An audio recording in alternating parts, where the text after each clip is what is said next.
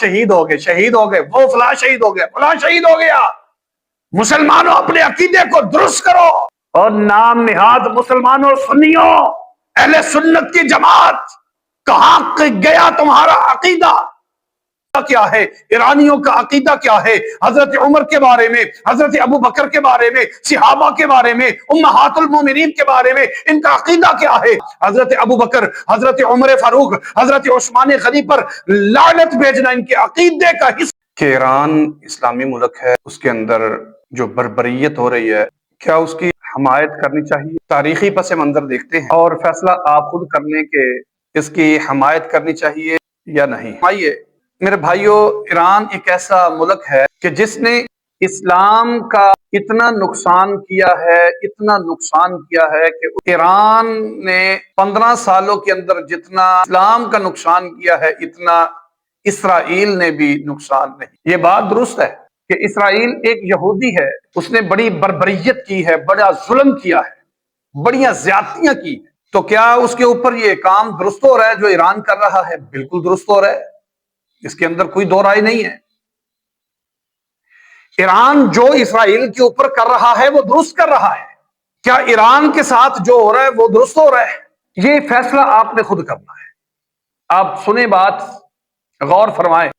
اسرائیل ایک ظالم ہے، اور ایک ظالم کے اوپر اللہ تعالیٰ نے دوسرے ظالم کو مسلط کر دیا۔ ایک چیز کو ختم کرنے کے لیے اللہ تعالیٰ نے دوسری چیز پیدا کی ہوتی ہے، اور یہ بھی میں آپ کو بتلا دوں کہ انشاءاللہ اسرائیل کو صفحہ ہستی سے مٹانے کے لیے پاکستان کو اللہ تعالیٰ معرض وجود میں اللہ لے کے آئے، اور پاکستان کے بارے میں جو پیشین گوئیاں ہیں، جو بشارتیں ہیں، وہ میں آپ کو انشاءاللہ اگلے درس کے اندر، اگلے ولاگ کے اندر بتاؤں گا۔ تو عزیز سامعین محترم، فیصلہ آپ نے کرنا ہے۔ میں تو کہتا ہوں کہ جتنا نقصان اسلام کا ایران نے کیا ہے، اتنا تو یہودی اسرائیل نے بھی نہیں کیا۔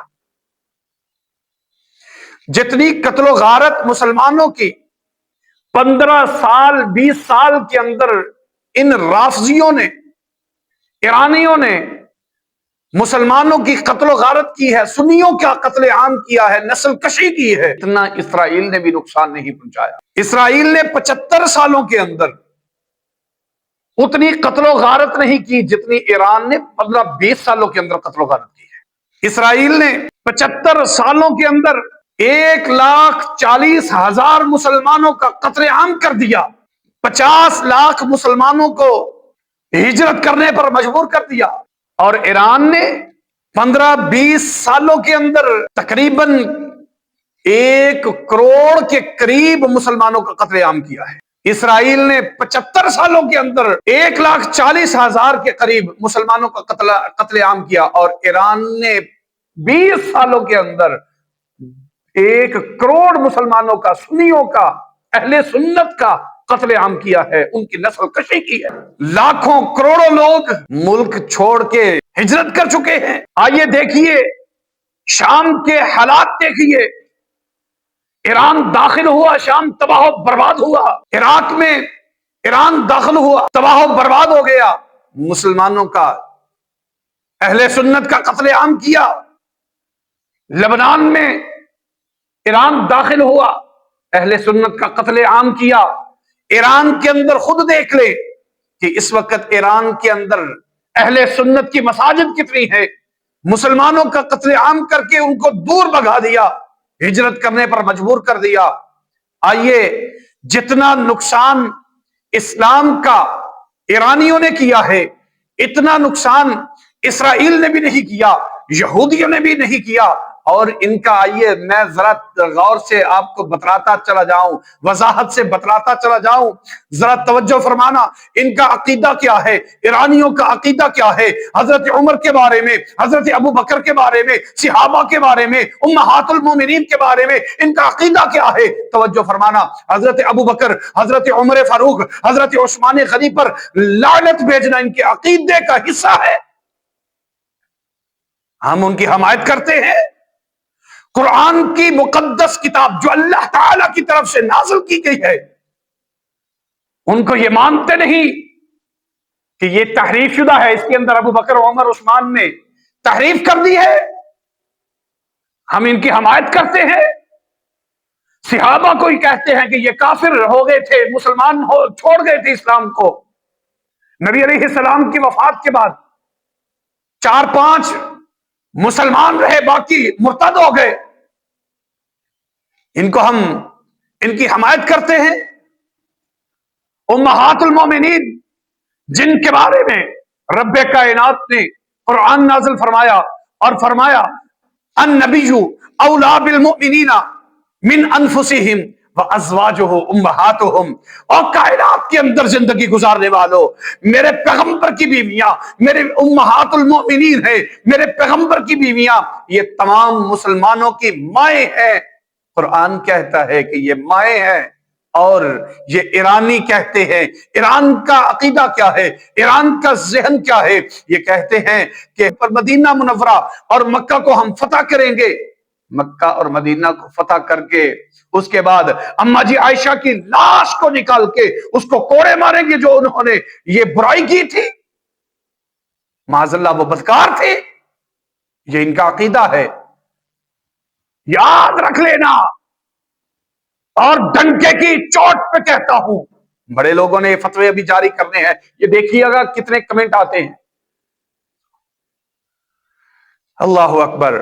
لوگوں بات کو پھیلاؤ اور ان کی رافضیت کو واضح کرو. میں اگلے درس کے اندر، اگلے خطبے کے اندر انشاءاللہ وضاحت کروں گا.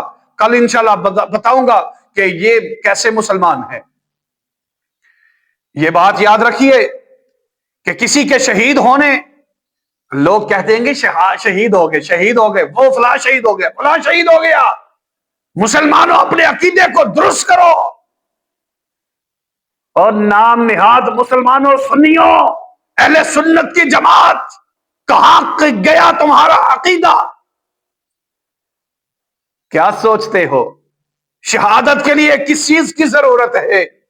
کسی کا شہید ہونے کے لیے مسلمان ہونا ضروری ہے، اور مسلمان ہونے کے لیے اس کا عقیدہ درست ہونا ضروری ہے. جس کا عقیدہ ابو بکر عمر عثمان کے خلاف ہو، جس کا عقیدہ اللہ تعالی کی مقدس کتاب کو نہ ماننے والا ہو، جس کا عقیدہ صحابہ کو نہ ماننے والا ہو، جس کا عقیدہ امہات المومنین کو بدکار کہنے والا عقیدہ ہو، آپ اس کو کیا کہیں گے؟ فیصلہ آپ کے اوپر ہے. آئیے آخری بات کرتے ہیں ایرانیوں کا. یہ ذرا غور فرمانا، نہ ہی ایرانیوں کا کلمہ اسلام جیسا، نہ ہی ان کا وضو اسلام جیسا، نہ ہی ان کی نماز اسلام جیسی، ایرانیوں کی قربانی نہ ہی قربانی اسلام جیسی، نہ ہی ان کا حج اسلام جیسا. اور زکوٰۃ کو تو یہ مانتے ہی نہیں. ارکان اسلام کے اندر تو ان کی تحریف ہے. اور آگے نہ ان کا ایمان قرآن کے اوپر، نہ ان کا دین محمد مصطفیٰ جیسا. آپ فیصلہ آپ پہ چھوڑتا ہوں، آپ خود بتلائیے، کیا ایسے بندے کی حمایت کرنی چاہیے